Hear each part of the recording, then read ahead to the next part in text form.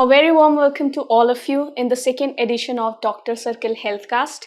Today we are going to talk about a severe topic, a topic which needs our utmost attention, which is child safety in schools. As we all know that at the rate which child molestation is increasing, it's alarming, and we need to take strict actions, raise awareness to ward off the social evil. Thankfully, we have got our experts on board, Ms. Fathima Khader, who is also a parent consultant and founder of Evolve It.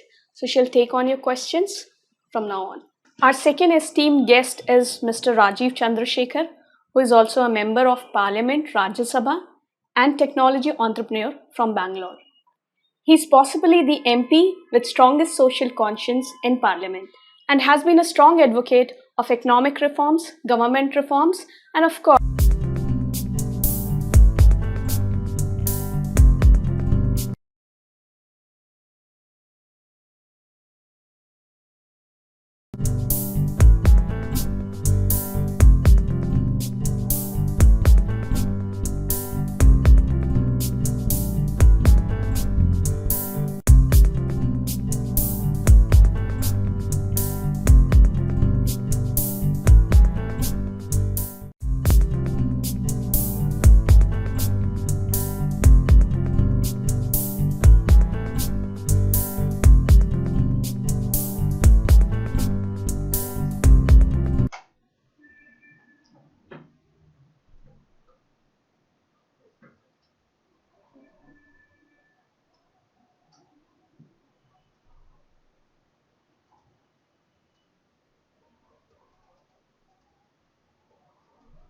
You must be wondering, why the silence?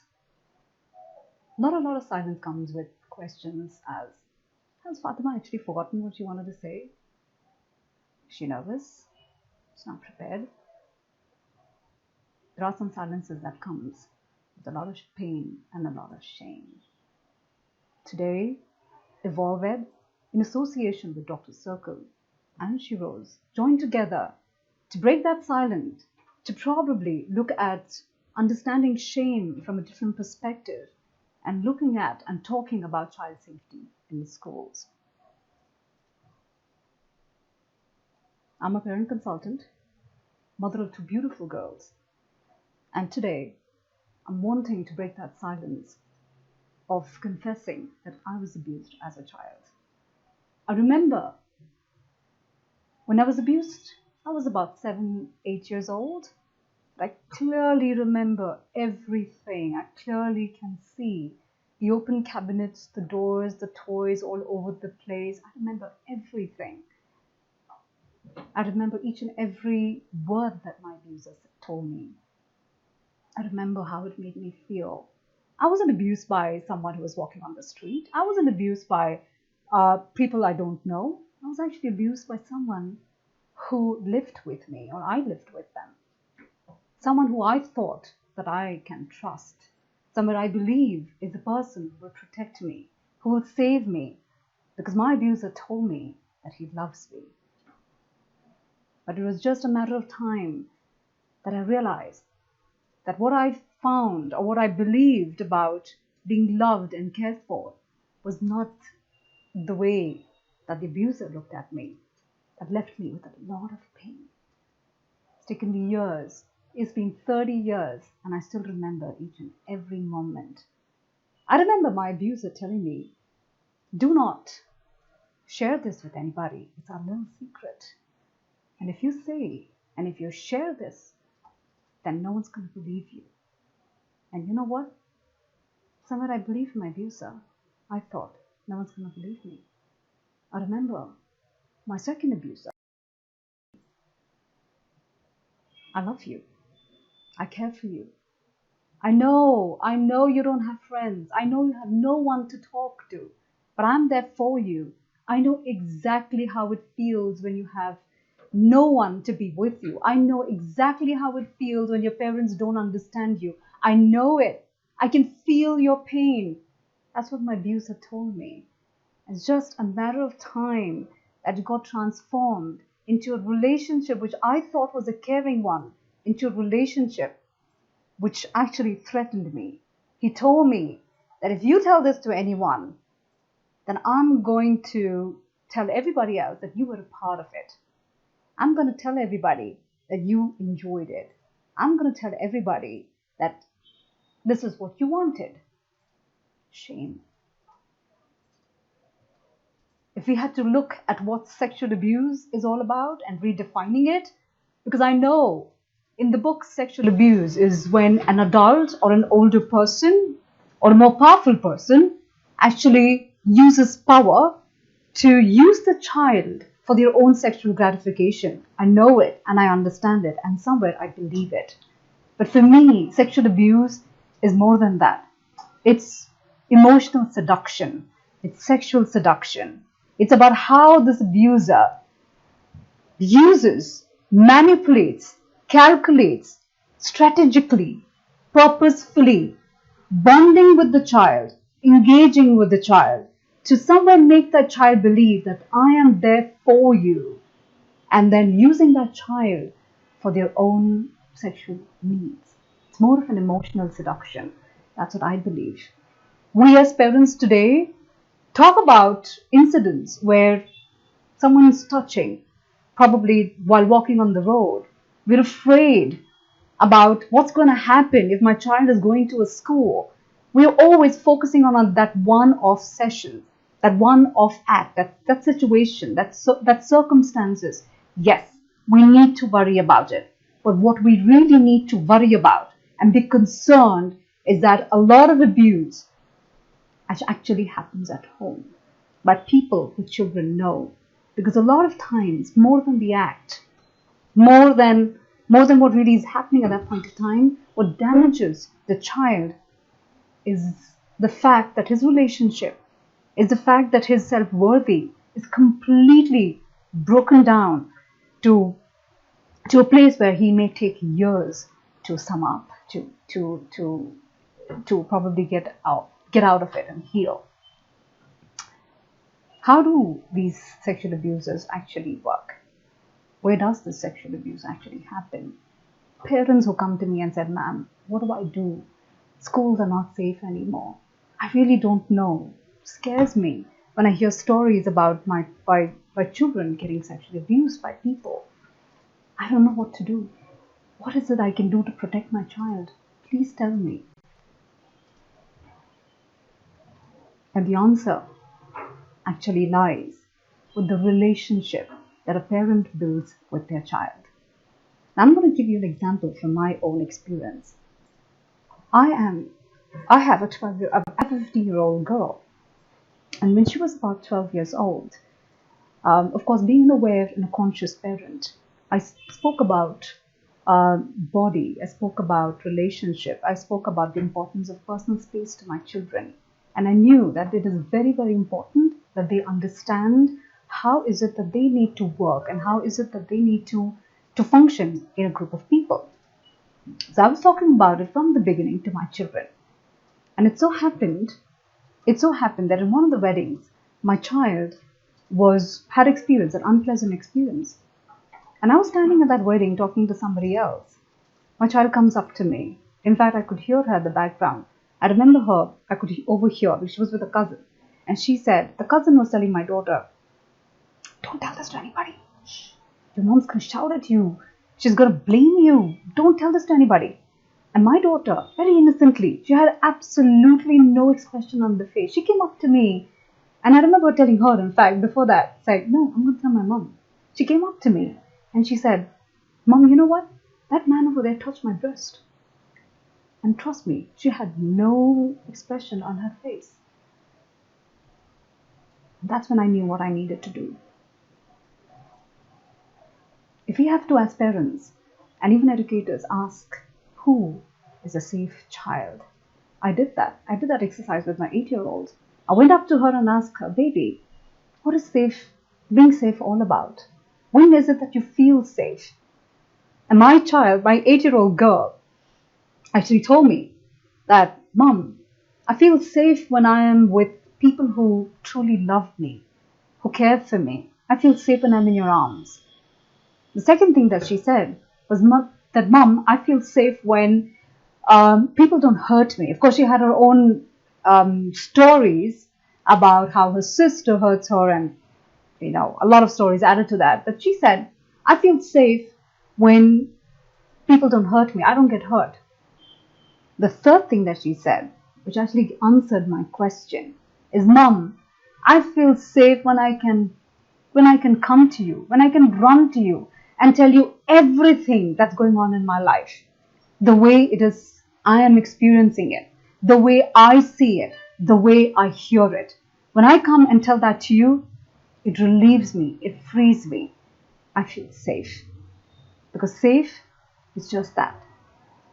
Being safe means permitting your child to come and say everything, to share everything that's going on in their life without being judged, reprimanded, or probably even punished. Because a lot of time we do that mistake as parents when the child is expressing something which he or she is feeling. As an adult, we put judgment to it and say, no, we're not supposed to feel it that way. I'm just giving you a very small example. My child, who was about 11 years old, 10 years old, she came home and of course there were toys all over the place and she was playing outside. She was in that mood and she came, she was hungry, whatever it may be. So she came home to me and there were toys all over the floor. There were clothes all over the place. So like a mother, like someone who's in, of course, we live in a world that majors in control. So we want everything to be controlled in our own ways. So I went up to her and said, baby, you need to clean up the room before, getting for dinner, getting for a meal. And she said, no. I was like, what? No? Did I just hear that? She kept quiet. She kept quiet. She didn't say anything after that. And then starts the mother in me, the whole insecure part of me. How could you said that to me? How can you say a no to me? How could you have said that? I'm older to you. You're not supposed to say a no to an older person. That's not right. That's not the way you need to behave. So that insecure mother in me actually took over and I started probably giving her, lectures on how she needs to behave and what is the compliant behavior, why is it that she needs to behave in that certain ways, and there goes the stories. But what really hit me after that, probably a while after that, is what did I just do? My child was communicating something. My child was sharing something. Her no had a meaning. For me as a parent, I didn't see that. I didn't even connect to that. Because that very same no is what a child is going to use when he is threatened. That no is what a child is going to use when the child feels unsafe. That no is what the child is going to keep that child safe. Keep him or her safe. But somewhere, for me, by not validating that no, I was shutting my child's voice and not allowing the child to use their natural intuition and instinct to somewhere allow them to keep themselves safe. Because a lot of times with abuse, that's what it happens. There's a case I know, who I've been speaking to, a very young man, 22 years old, 23 years old, in fact, young boy, who's ready to probably look at entering the world, a world that is going to challenge him and the world that's going to help him to grow. But he's struggling with his 16 years actually of abuse. And he says, Fatima, for 16 years this man came to my house and was touching me inappropriately. I was making me do stuff that I did not like. But you know what? One day I woke up and I said, you know what? I decided I'm going to tell this man a no. And all I needed to do was just to say a no. But somehow I couldn't for that 16 years to pull myself. I didn't know where my strength was. I didn't know that I even had that strength to say a no, that I could say a no. Because that's what abusers do. The abusers numb the children. They isolate them. They give them what they need. They give them what to fill that void. They tell them that they're there for them. They somewhere isolate the child from that family and then seduce the child to get into their act. Well, child safety in schools, of course, is a huge topic to talk about. We can go on and on, but this is a parent perspective which I wanted to bring it out to probably all the parents who are watching us today. But of course, it's also important that the parents understand how schools work. I urge all the parents and I invite them to probably spend some time to understand guidelines which a school needs to follow. For example, there is a guideline which is issued by the Department of Public Instructions, which a school needs to implement. For example, installing CCTVs in all the corridors. No classrooms that need to be dark. Teacher is not supposed to punish the child by sending her out of the classroom. Teachers are not allowed, or the schools are not allowed, to let go of the child with anyone who is unknown to that school. In fact, a parent or anyone who's responsible to pick their child up is issued an identity card with which they use and they take the child home with the responsibility. There are a lot of things that the guidelines tells the school that they need to do.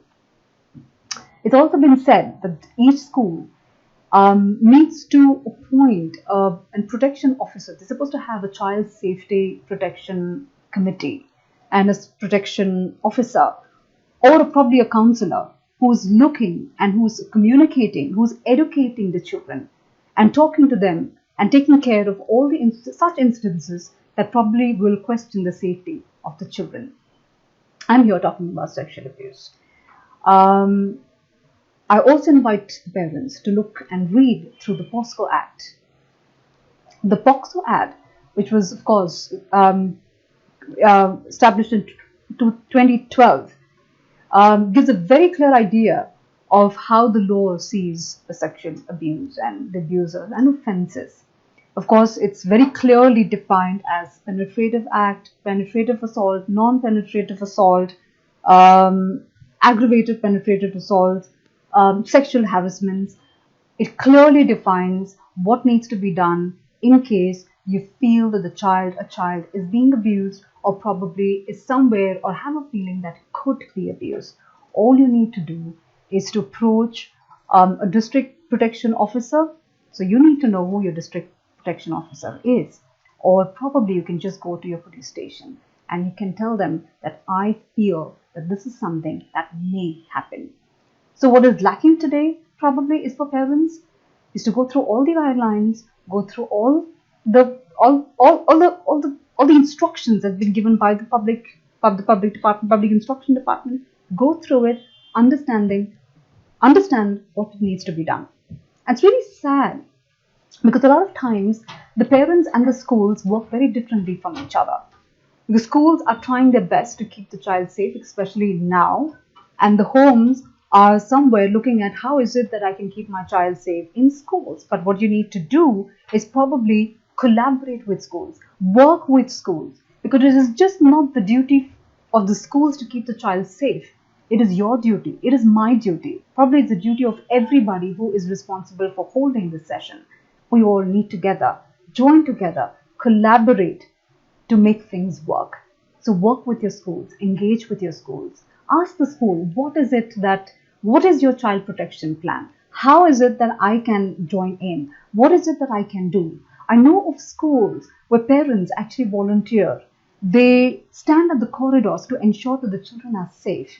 They actually accompany the teachers during their field trips so that they know that the children are safe and they're secured and a mom who's taking care of the child. There are a lot of ways that as a parent you can associate with the schools.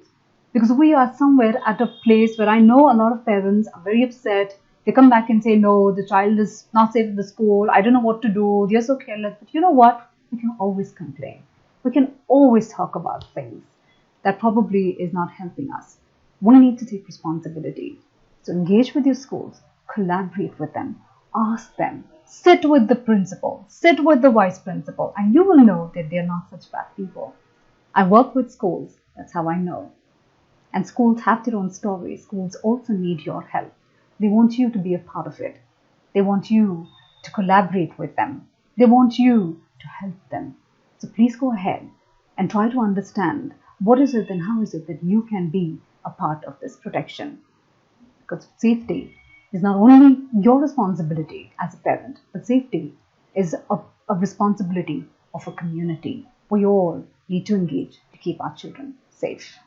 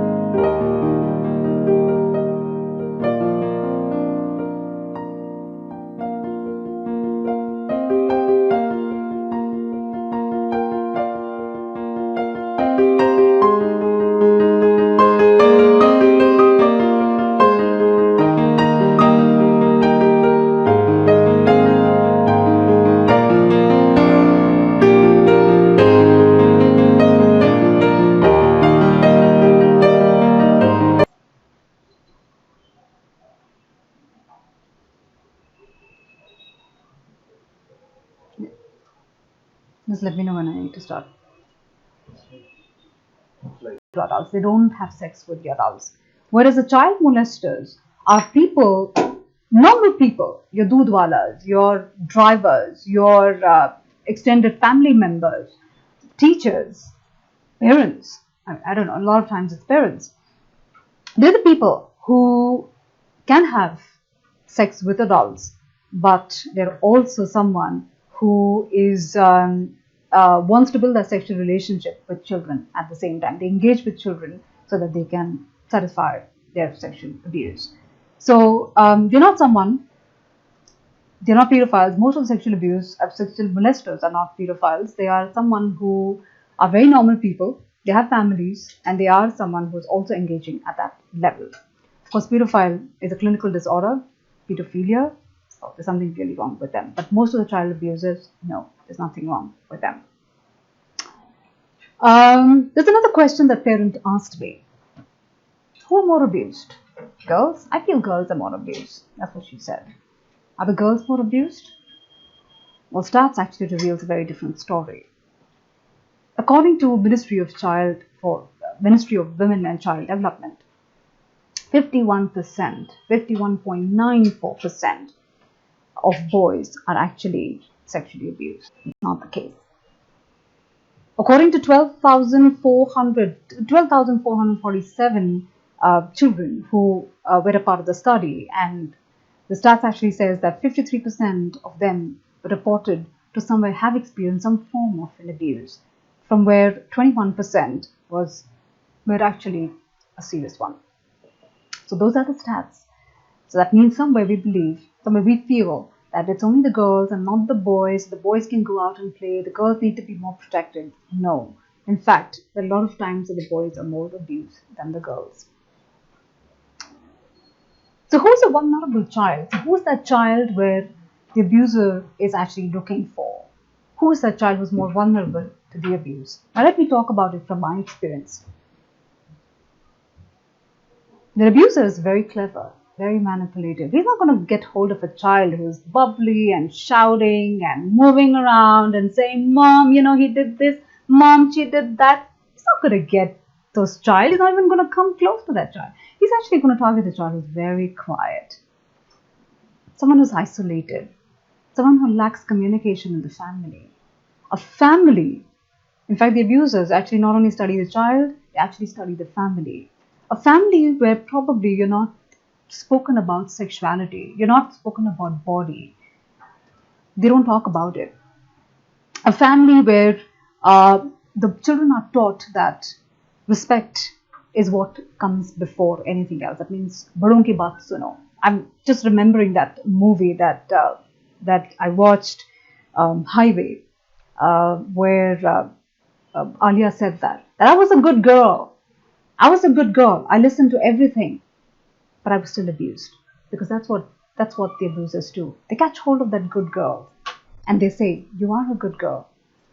I know you want this. I know that I understand you. I know your parents don't understand. This is what it is. So that good girl, that quiet, that isolated child is whom the abuser is more targeting on. Yeah, I'm going to be targeting on someone who is very high on self-esteem, or someone who is speaking and who can voice out their opinions just strongly. Now imagine if an abuser chooses the wrong victim, or a bully who chooses the wrong victim.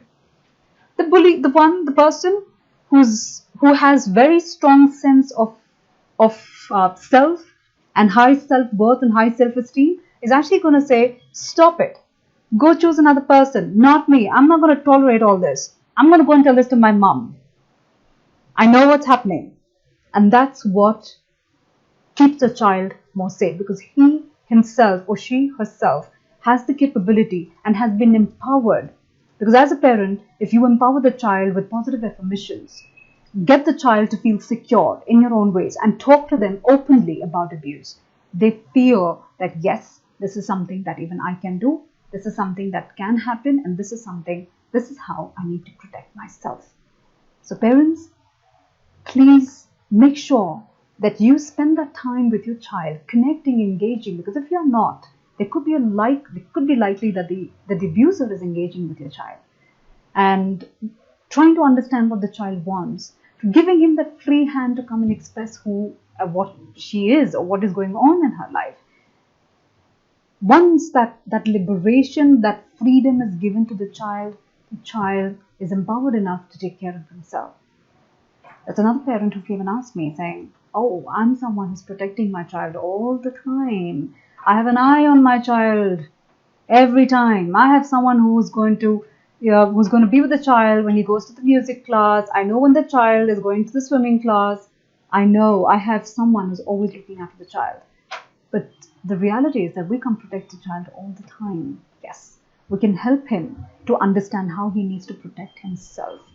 Somewhere we as parents can be open enough to understand what are those indicators, what is it that my child is communicating, probably which is not obvious right now, but somewhere that allowing that indication to come from the child, and I understand, yes, there could be a possibility that my child is being either sexually abused or probably abused in a verbal or an emotional way. Give that free hand, because that whole sense of self-worth is what's going to keep the child safe.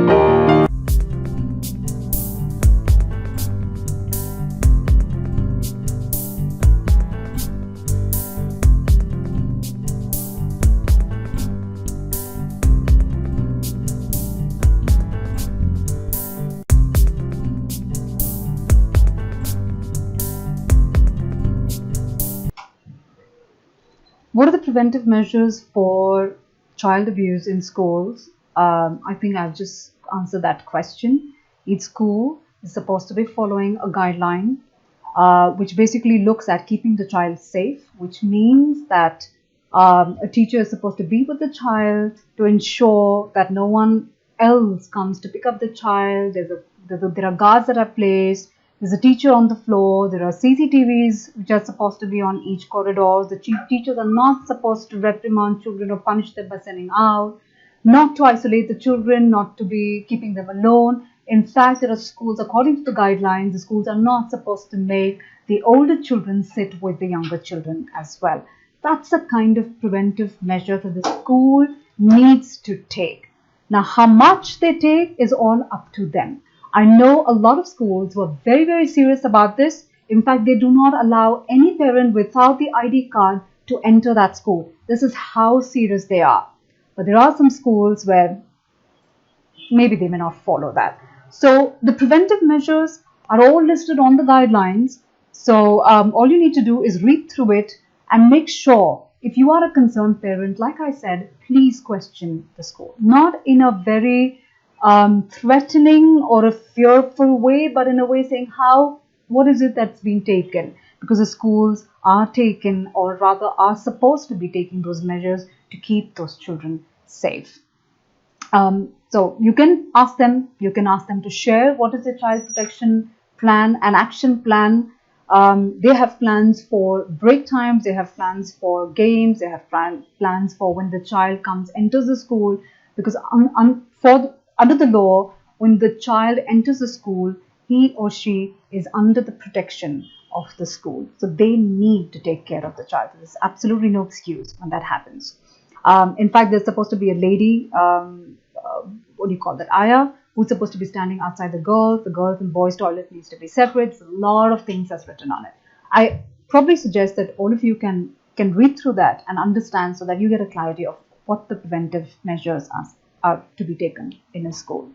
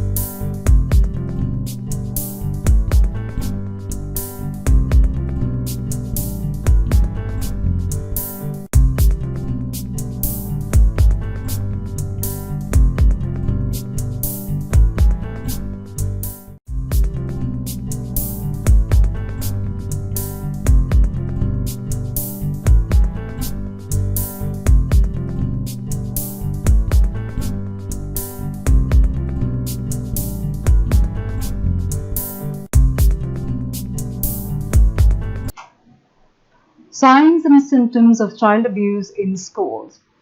Well, there are two ways of looking at it. One is a physical symptom, and the other one is an emotional one, or a behavioral one.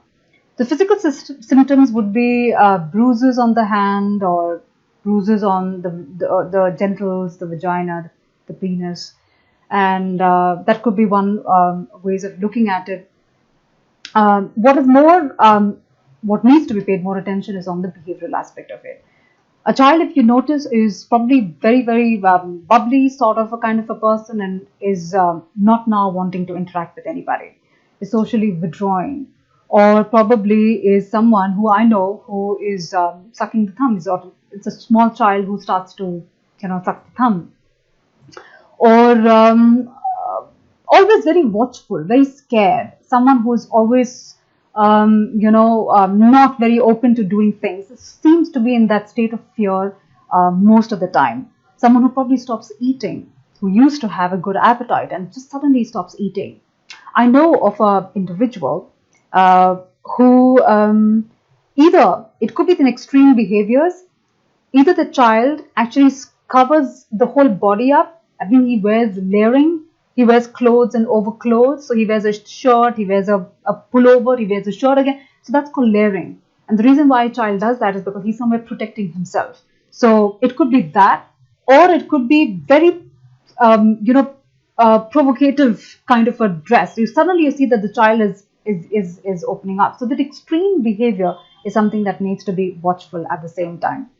The child could also be keep a watch on the words that the child is using. He or she could be saying things that probably is not age appropriate, using words that are not age appropriate, behaving inappropriately.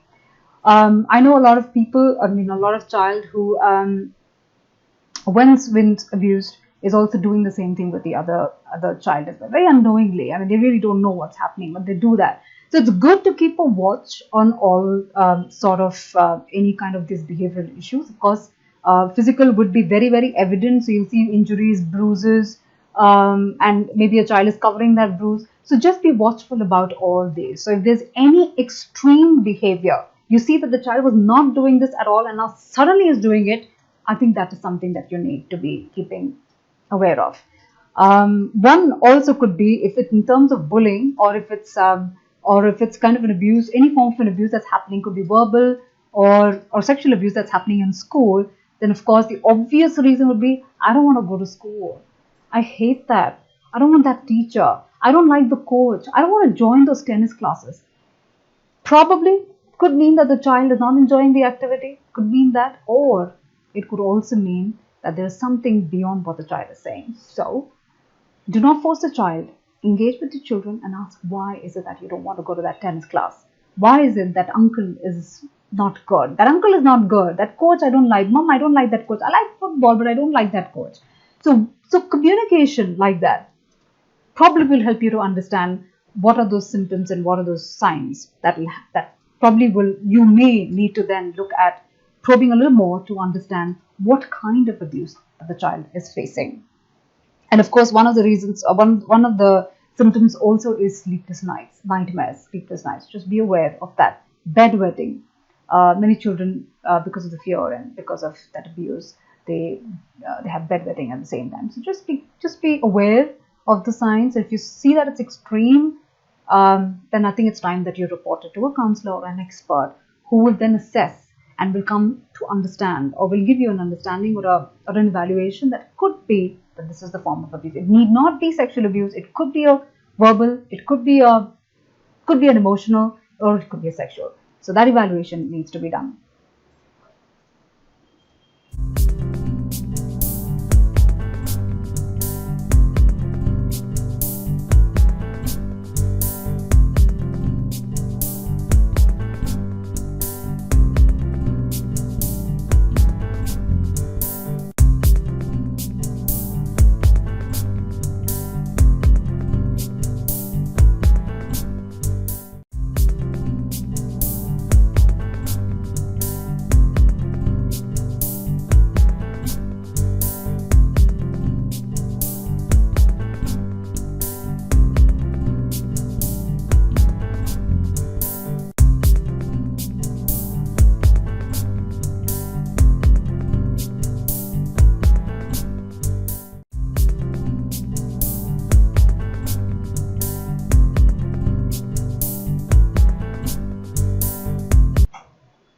Three years old, I know, pretty young, and I know I can sense that fear that you have. Um, I think one way is to be with their child, because a lot of times I see parents leaving that 3-year-old with probably the ayah and the child, a care center or a daycare center, and somewhere living with that fear as to how I can protect my child who's just 3 years old. Well, the only way I can say is just be with your child, because the child is too young. You can't really talk about, probably in this very subtle, basic way, you can talk about touch, you can talk about bodies. So the child also comes and tells you, but the child is too young to actually come and probably report it. He may just blurt it out, but he may report it. I remember when I was 6 years old, and when I was being abused, the person who was abusing me was actually putting his hand into my panty, and I didn't know what was happening. And for me, each time I got myself distracted, he gave me a toy. And he says, play with this. See, this is how it moves. See, this is how it goes. This is enjoying it. He will give back. I was a 6-year-old and I didn't understand that I was actually being abused. He's a 3-year-old. So just be watchful. Be very sure about where you leave the child. Be with the child, because till the child is old enough to understand and probably even communicate, because 3 years old is the time when they're picking up their language and can talk. But till the child is old enough to at least communicate, you need to be with that child and ensure that he doesn't experience that kind of unpleasant experience. 3 years old, 4 years old, very young to understand and comprehend what is really happening. They may not even know. They may just cry it out, and they may just say, bad uncle, bad auntie. It's not only the boys who abuse, it's the girls also who abuse. They may just say, bad uncle, bad auntie. I don't want to go to school. They may just give you those indicators, but I don't know. I don't think, and I don't believe that they will come and report it the way you and me would want him to report. So just be with your child, be very careful, be very choosy about who you leave your child with, and then decide what needs to be done.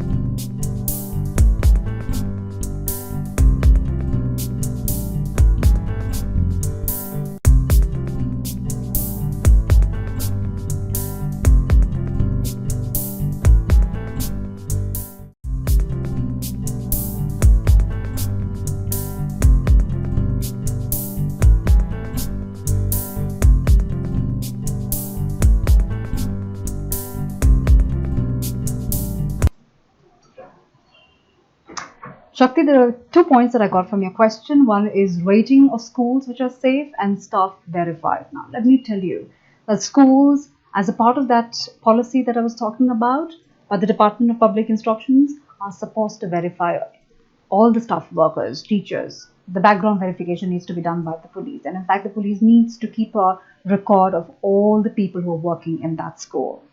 So the verification is automatically done. It needs to be done. In fact, it's questionable, and the police can actually go and can make a noise, can place objections if their staff is not verified.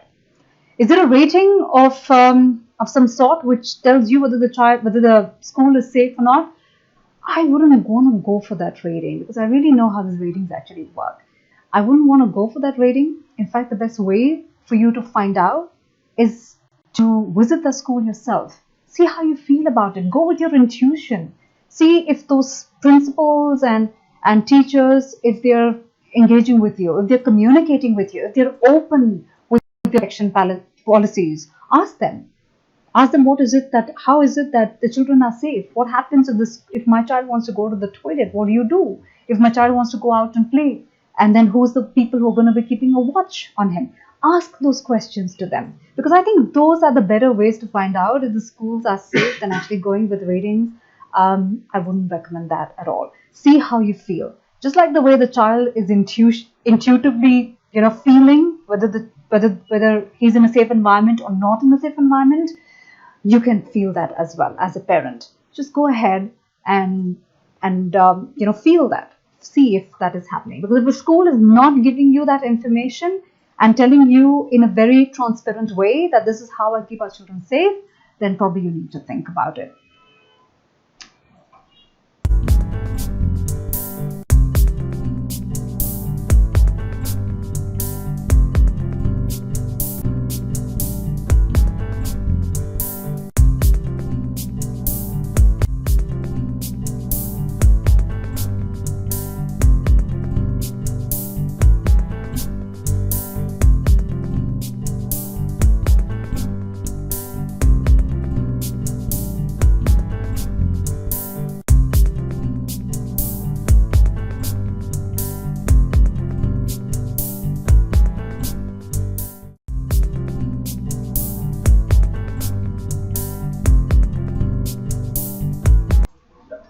Nathan, is slapping a minor a form of a physical abuse? Yes, it is. In fact, it's not even a physical abuse. It impacts them emotionally at the same time. What you need to do, if a teacher has slapped a minor, you need to report it to the higher authorities. The headmistress, the vice principals, probably even the principal. Because a lot of times the principals may not know what's happening in a classroom, or maybe they may just have missed it. So report it to the principal, report it to the higher authorities, tell them exactly what's happened and the kind of damage is done to the child, because the teacher is not supposed to slap or beat or even make the child stand outside the class as a way to reprimand or punish. So I think, yes, you need to bring this up to the higher authorities, and the higher authorities will then take appropriate actions. Could be that the teacher would be given a warning, or the teacher could be asked to leave the class, or probably even leave the school. That is up to the schools, and they do usually keep a record of how the teacher and how he or she is behaving in a classroom. So if it's something that's happened more than once, they will take care of it, and they're supposed to take care of it. So just please go ahead and yes, report it to the higher authorities. This has happened even to my child. My child was labeled not in a very happy way. She was called an idiot, and I didn't approve of it because I know it's a form of an abuse. She didn't want to go to school. She was somewhere feeling very restless, and she was upset. I took it to the higher authorities, and the school higher authorities were kind enough to take it up from then onwards. So please go ahead and take it up, take it to the higher authorities, and I'm sure they'll take care of this.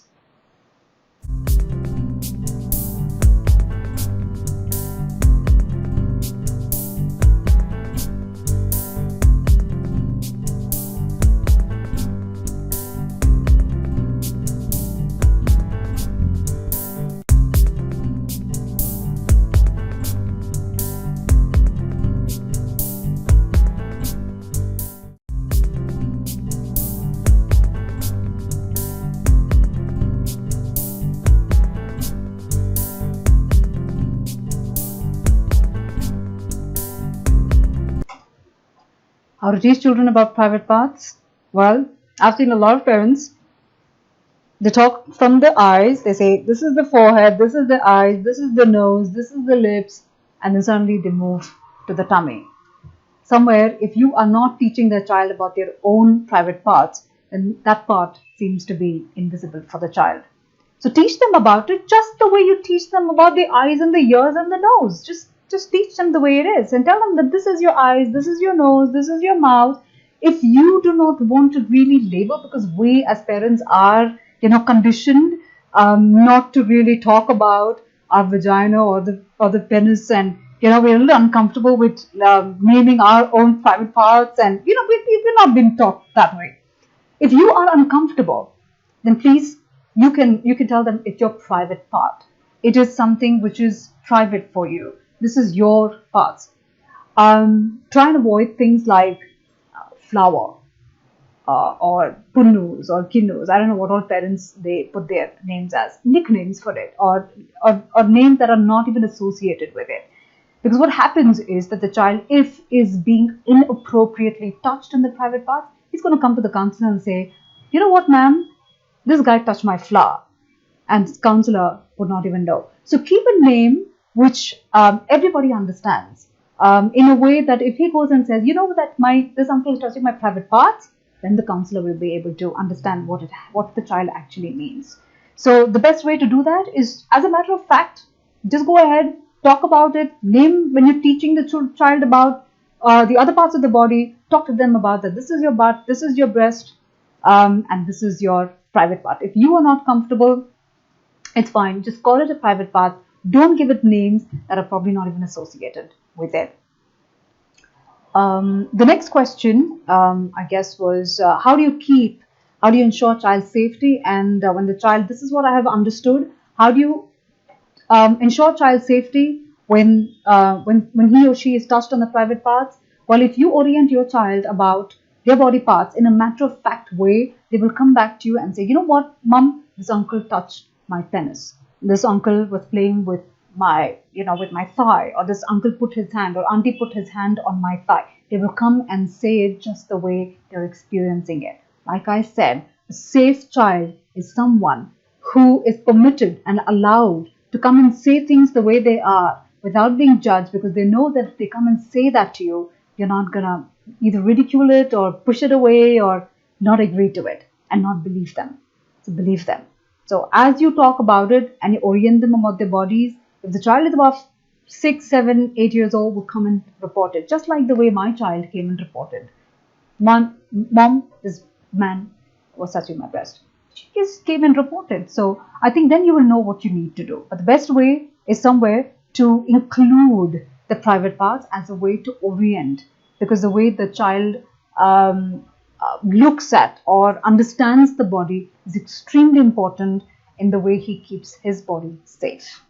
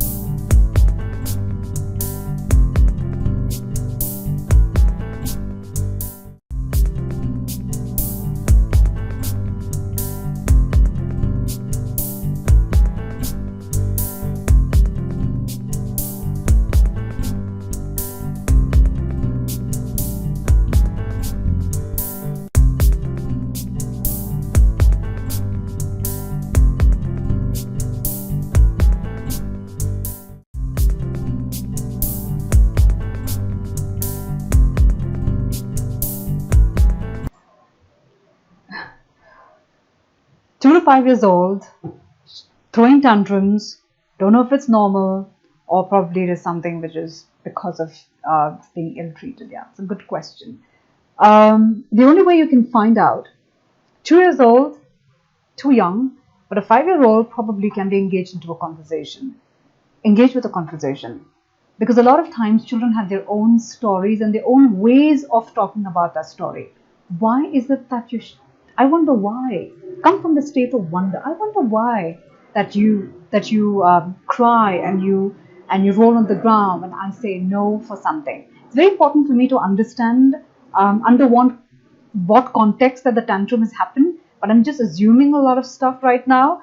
But what I'm trying to establish here is that engage into a conversation. Because I think with that conversation and with time, you will come to know that that tantrum is purely a disciplinary way of not following things, or probably it's because of ill treatment. It could be that at the same time. But just keep your conversation on, keep talking to the child, and just be aware, because you know exactly where the child goes and who is he with. You can ask very simple questions, probably saying what really happened. So try to understand what's happening in his or her life. What's really happened? Are you feeling safe? You can, in your own ways, to a 5-year-old, tell them what safe is all about. Explain to them in a very baby language. Safe is when you feel loved. Safe is when you are with your people. How do you feel when mama hugs you? Does that how you feel when you're with everybody? So engage in that conversation, and probably with that conversation and with time, you'll come to know if it's just a tantrum or it's because tantrum is because of the treatment he has. So just keep it on, and probably then another aspect that I would like to bring here is I know it's a scary situation. I know that there are so many stories all around that this is happening in schools, and or probably I don't know if my child is going to be abused if he goes to a playground. Don't come with that state of fear, because children are very sensitive. They will feel that fear in you, and if there is any way that they want to say that to you, because of the fear, they will anyway shut down. So get a hold of yourself. It could just not be that they're treated. It could just mean that they're pretty safe. It's just a normal tantrum. But how you'll come to know is, number one, to be aware of how you are feeling, where you're coming from. So just calm yourself down. Then engage with the child. Then talk to him. Then tell him about safe.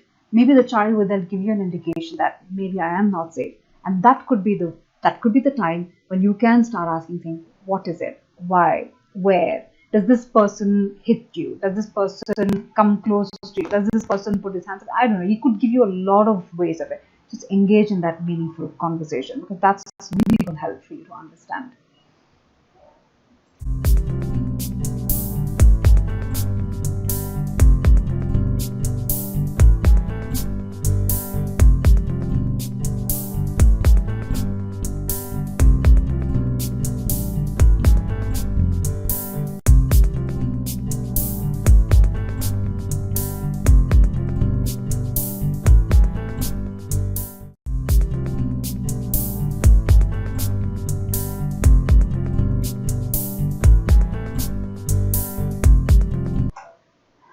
When this is not followed, the safety norms are not followed by the school, please go ahead and take it up with the principal.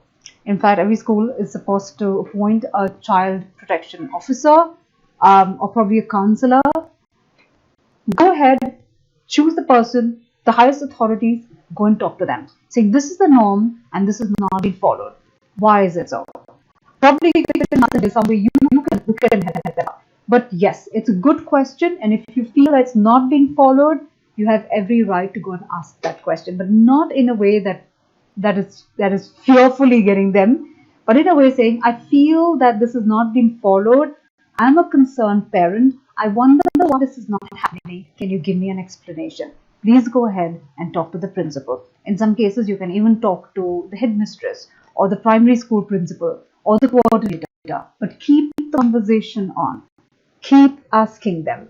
Not, like I said, not in a way where you are pushing them or, somewhere enforcing such things. They feel that, they do feel threatened and may not answer, but in a way that says, I'm a little concerned as a parent. Can you help me why that's not there? So have that attitude.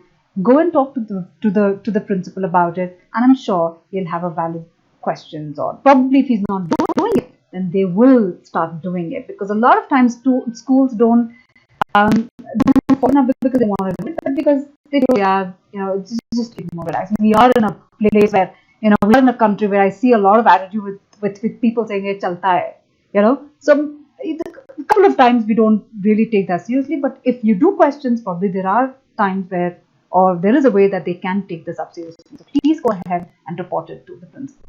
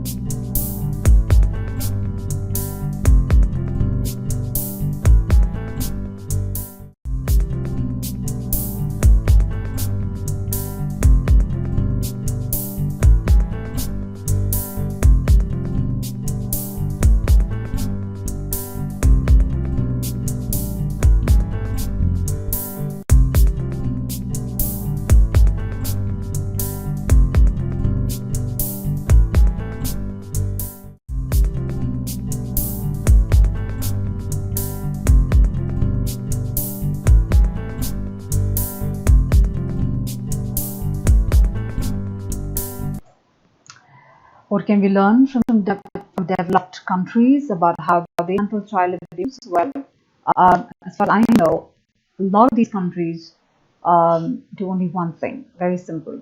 They talk about it, educate the child, educate the parents. They bring it out in open, they break the silence, and in a very matter-of-fact way, talk to people who are associated with them.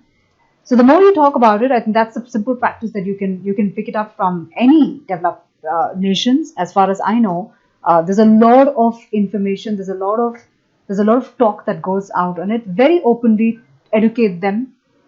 So learn from that, talk about it to your own child. There's no harm, because the more you talk about it, the better it is. The reason why I say that talk more about it is because silence is actually one of the tool that the abuser probably instills in the child, so they don't report any form of abuse. So the only way to do that is to talk. The only way to do that is to make the child talk. You talk about it. So learn that from them. And as far as I know, there are movies that you can use. I know of a organization which is based out of Pakistan. They have very beautiful short movies that can be used, which can be shown to your child to talk about personal safety. Personal safety cannot be taught as a lesson which says, come on, I'm going to talk to you about your bodies today. But it needs to be taught as a moment-to-moment intervention. When you're talking about road safety, bring in the people safety, safety from people. When you're talking about, let's say, fire safety, talk to them about the other aspects of safety as well. So when you're talking about personal safety, but that's a normality. That's what we do as a workshop with children. We don't just talk about it as, oh, you know what, sexual abuse and this is what it is. We talk about personal safety as an education, as a way where a child understands different things that allows him to keep safe. That is from traffic, from people, from fire, from everything. So probably that's something that you can learn and practice as well. But the secret here, the idea here is to talk, is to educate. That is the secret.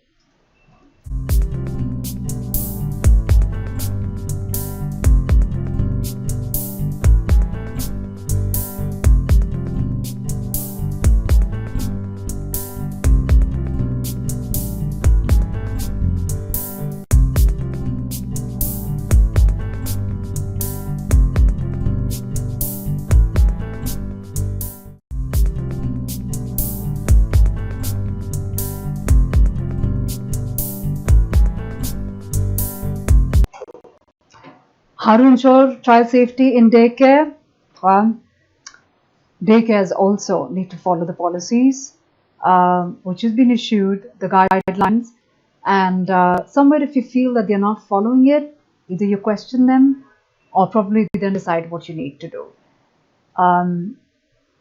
They are schools, daycare centers, dice, because when you say daycare centers, it could mean the child is from so and so time, and there are daycare centers who take care of the child even till the evening. I think the best way to ensure is to is to actually choose the right daycare center. It all depends on how you communicate with the people who are associated with that daycare center. If you feel safe and if you feel that the child is safe over there, then please go ahead and put it. But yes, in daycare centers too, there are rules they need to follow to ensure that the child is safe. So please go ahead, question them and say, what is it? What are the things that you're doing to keep my child safe? How is he? When he needs to go to the toilet, then who comes with him? And so they'll give you ideas that an ayah comes and helps them and things like that. So make sure that that's also there. They're also supposed to follow the CCE and other norms that's been set on paper.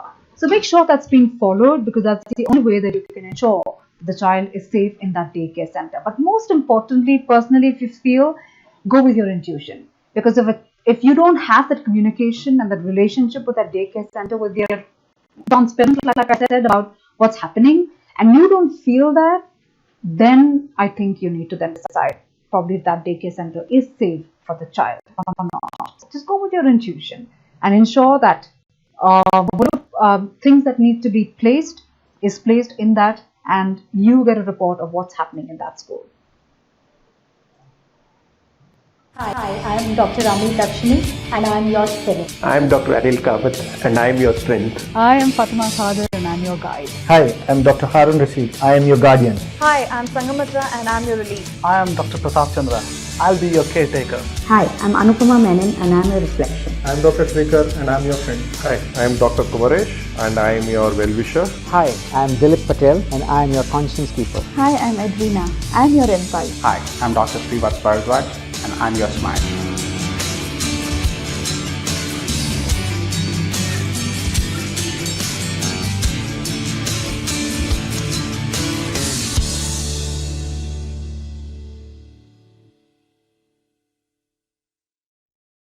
Hi, I am Dr. Rami Dakshini.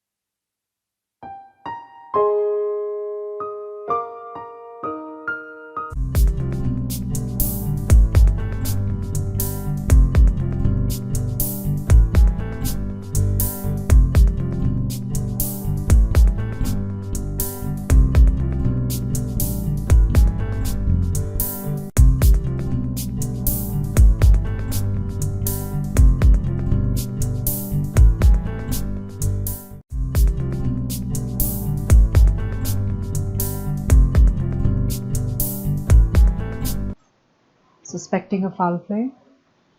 Well, stand up for it. Stand up for your child. I remember one of my uncle, who very close relative of mine, and he showed his own intimacy levels with people around them. How did we handle that? We socially boycotted him. We told him no. Wherever he's going, you're not coming. And I know this is something which is very dicey and very difficult for parents to look at and how to handle that. But you know what? At times when it comes to someone who's crossing the personal boundaries of your child, I think you need to step in and just tell them, saying that, I'm not comfortable when you make my child, and the child sits there, and then there's just a little uncomfortable with it. And or the child is kissed on the lips, or in any ways, just go ahead and sound it off and say, this is what it is. But listen to that intuition is telling you that it may be a foul play. Go with it and protect the child. Because if you don't protect that child, the child will not learn to protect himself. So you don't need to be in a way that breaks that relation, because I don't know what it means when you say close relative. But whoever it is, go to that person and have a talk, probably not in public, but to start with, it could be one-to-one, and say, I'm very uncomfortable when you make the child to sit on my lap. I'm a little uncomfortable with that. I don't know why, but I'm uncomfortable. But stand for it. Because if you don't stop, and in case if it's true, then it just may lead a bad experience to the child. So just to stop it. If you feel, please go ahead and talk to that person and say, I'm not comfortable. That's it.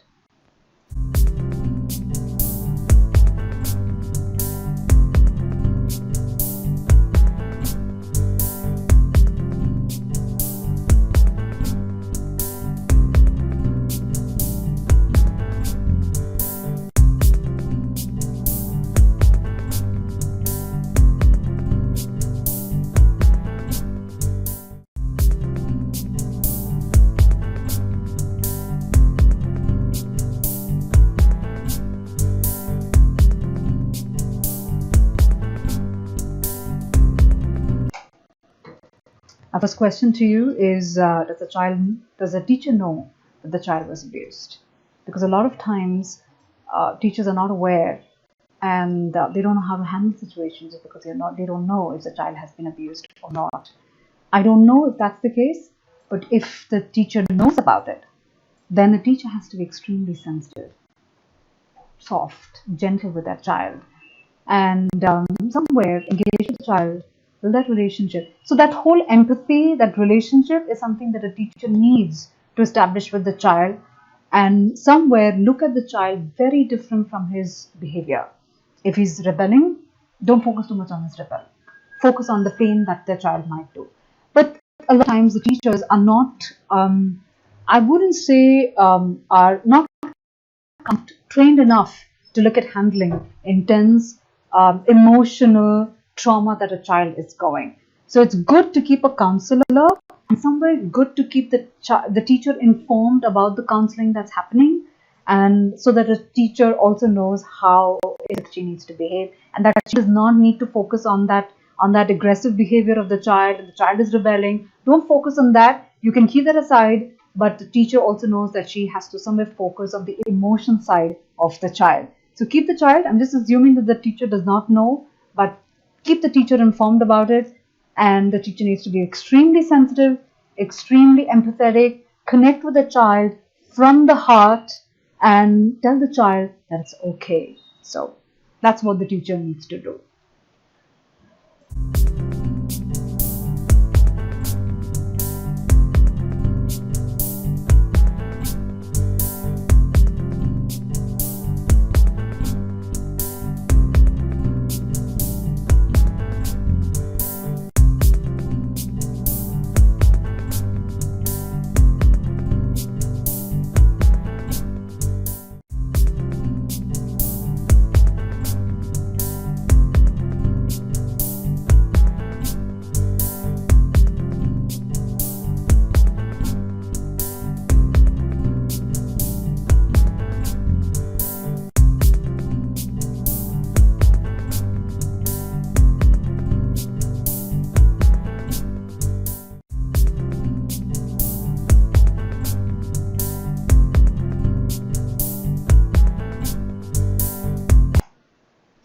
Dealing with verbal abuse in school, and how is it that your child can do that? Well, I think the child needs to be talking to an expert. It all depends on the age of the child. It all depends on the temperament of the child. It all depends on the connection that he has with you. So if the child you feel needs to be spoken and needs to be taken to an expert, please take him to an expert. The expert will take care, will ensure that somewhere the child connects with the feeling, sits with that feeling. Because it's very important that the child connects with how or she is feeling at that point of time, and the messages that probably the child has received from that whole episode of verbal exchange, verbal abuse. So let the child deal with it with probably an expert in the guidance. Allow the child to somewhere give that time so that the child understands and knows how to deal with it at an emotional level. That's one bit of it. He needs an expert who can do that. It also depends on the intensity of the verbal abuse. I really don't know if that is the case. But when it comes to authority in schools, and you know that there is someone who is verbally abusing by an authoritative figure in school, I think you need to, as a parent, you need to take an action. You need to go to the school and probably then, like I said, take it up to the headmistress, take it up to the principals, and they themselves, as far as I know, because I've worked with schools, they don't agree with things like that. They don't approve of things, of any form of abuse for children, because they do understand the importance of safeguarding a child's well-being in the school. So they do understand that. So take it up as a conversation. Have a conversation like that in your PTAs. In fact, you can make your PTAs more meaningful by putting such questions in them. But with this case, I think it's good for you as a parent to take it up, to talk to them and said, exactly this is happening. This is an authoritative figure. I don't know who the authoritative figure. If it's a teacher, please take it to the higher authorities. Talk to them saying, I need your help. And this is what I feel my child is experiencing. This is how it has impacted me. It has impacted my child probably. And I need your help. Let's talk about it. Let's sort about it. Probably the teachers may just unknowingly doing it at the same time, because teachers themselves, teachers themselves are going through their own pain. So a lot of times they're not able to handle themselves. In fact, there's a lot of training that as an organization we conduct where teachers learn to manage their own emotions, because a lot of times, like, parents just say things which harms the child. Teachers also can do that. So it's not something that they do purposefully, consciously, but it's just they're very unconscious about what is going with them. And it is, a taxing job. It is something that probably they find it difficult to manage and they're stressed out. There could be a lot of reasons why. So if it's a one-off thing, I think it's good to kind of take it up to the principal, talk about it and say, this is what has happened. Maybe it would be a mistake, or maybe it's just happened. I don't know. But if it's a repetitive thing, if you feel that it's a pattern, then I think take it up with the higher authorities and tell them and say, yeah, this is something that's not happening. Either you change my child's teacher, in case if it's a teacher, or put them in another class, or it's up to you as to what you can do. But let's not tolerate abuse in any forms for the benefit of the child.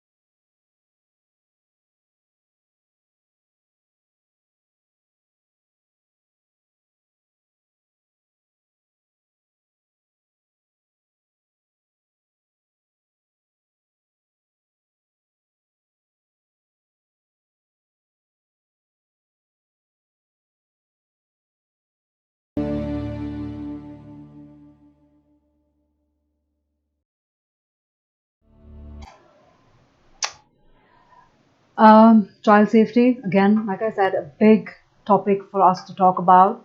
It will take months for us to actually interact and understand how is it that we can keep children safe. But whatever it may be, parents, I want you to remember one thing. Sexual abuse, children don't invite that. They're not the ones who needs to be blamed. Somewhere the child, has experienced any form of sexual abuse, the thing that they need to hear from you is that you're not at fault. Because they are not at fault. I was not at fault. And so is so many stories. Listen to the stories. Be open to what they have to say, because it is not their fault. Children never invite any form of abuse, sexual abuse. That's one suggestion for parents that I wanted to put across. Another thing is, do not judge your child as a good or a bad. Label him as good, bad. This is not happening. This is something which does not need to happen. This is something that's bad, not happening. Don't judge your child. Your child is looking up to you, looking at guidance, looking at ways and telling you that please keep me safe, please love me, please take care of me. And that's what your child is telling you. Another thing that probably I wanted to talk about is, as a way to close, is of course we can take these questions offline as well. You can always write to me on Fathima.Khader. Probably they can put it up on the site for views. For more information, with loads of perspectives, loads and loads of them, you can always look at those videos of mine. They're on Doctor's Circle. All you need to do is download their app. They're wonderful people doing a lot of good work. You can download their apps, and probably those apps will give you a. Thank you so much. Participating in this hangout, to see this level of engagement. Change can happen of engagement from all of us. Do stay engaged, and as I and all of you steer the country to being one where children can grow up in a safe, positive environment and enjoy their childhood. Thank you. Jai Hind. Hi, I am Dr. Dakshini, and I am your spirit. I am Dr. HealthCast, and I am your strength. I am Fathima Khader, and I am your guide. Hi, I am Dr. Rashid. I am your guardian. Hi, I'm Sangamitra and I'm your relief. I am Dr. Pratap Chandra. I'll be your caretaker. Hi, I'm Anupama Menon and I'm your reflection. I am Dr. Srikar and I am your friend. Hi, I am Dr. Kumaresh and I am your well-wisher. Hi, I am Dilip Patel and I am your conscience keeper. Hi, I'm Edwina. I'm your impulse. Hi, I'm Dr. Srivastava and I'm your smile.